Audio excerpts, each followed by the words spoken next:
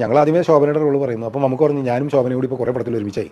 അപ്പോൾ 2-3 പടങ്ങൾ വേറെയും ഒരുമിച്ച് അഭിനയിക്കുന്നത്, വേറെ ഏതെങ്കിലും നടിയിട്ടാവുന്നത്. നമുക്ക് കുറേ നടികളുടെയൊക്കെ പേര് പറഞ്ഞു. അപ്പോൾ നമ്മളതൊന്നും, കാരണം അങ്ങനത്തെ ഒരു ക്യാരക്ടർ ശോഭന പ്രത്യേകിച്ച് ഡാൻസറായിരുന്നു. അവർ വളരെ എക്സ്പേർട്ട് ഡാൻസറായിട്ടുള്ളൊരു ക്യാരക്ടറാണ് നമ്മൾ ഉദ്ദേശിക്കുന്നത്. പിന്നെ തളർന്നു പോകുന്നവർക്ക് ഡാൻസ് ചെയ്യാൻ പറ്റുന്നില്ല, അങ്ങനത്തെയൊക്കെ വരുമ്പോൾ ശോഭന ചെയ്യുമ്പോൾ ആൾക്കാർക്ക് പെട്ടെന്ന് ഐഡൻറ്റിഫൈ ചെയ്യാൻ പറ്റും. നമുക്കൊക്കെ അത് അത്ര തൃപ്തി ഉണ്ടായിരുന്നില്ല. എന്ന് കണ്ടിന്യൂസ് ആയിട്ട് ഒരേ നായികയുടെ കൂടെ അഭിനയിക്കുന്നുള്ളതുകൊണ്ട്.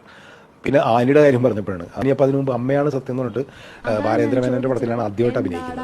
അതിനുശേഷം വേറെ പടത്തിലൊന്നും അഭിനയിച്ചിട്ടില്ല. അപ്പോൾ ഞാൻ ഇങ്ങനെ എനിക്ക് അമ്മയാണ് സത്യം കണ്ടു കഴിഞ്ഞപ്പോൾ എനിക്ക് ഭയങ്കര ഇഷ്ടപ്പെട്ടു ആനിയുടെ പെർഫോമൻസ് ഒക്കെ. അങ്ങനെയാണ് ഞാൻ നമുക്കോട് ഈ ആനിയുടെ കാര്യം പറയുന്നത്. നമുക്ക് ആദ്യം പറഞ്ഞ് ആ പെണ്ണെ കണ്ടു കഴിഞ്ഞാൽ എനിക്ക് ആണെന്നല്ലോ തോന്നുന്നത്, അങ്ങനത്തെ ഒരു പെൺകുട്ടി അങ്ങനത്തെ ഒരു പറ്റില്ല എന്ന് പറഞ്ഞിട്ട് മമ്മൂക്കയുടെ സ്വതന്ത്രമായൊരു പറച്ചിലല്ലേ. ഞാൻ പറഞ്ഞാൽ നമുക്കും അങ്ങനെ വേണം, ഒരു ആണത്തുള്ള പെണ്ണാണ്. എന്നാലും ഞാൻ ആണത്തുള്ളൊരു പെണ്ണത്തുള്ളൊരു പെണ്ണാണ് വേണ്ടതെന്നുള്ള രീതിയിൽ തമാശ പറയുകയും അങ്ങനെയാണ് ആനിയിലേക്ക് നമ്മൾ എത്തുന്നത്. അപ്പോൾ ആനിയുടെ രണ്ടാമത്തെ സിനിമയാണ് മഴയത്ത് മുമ്പേ എന്നുള്ളത്. മഴയത്ത് മുമ്പേ എന്ന മൂവിനെ കുറിച്ച് നിങ്ങളുടെ ഓർമ്മകൾ എന്താണ്? നിങ്ങൾ എവിടെയാണ് ഈ സിനിമ കണ്ടത്?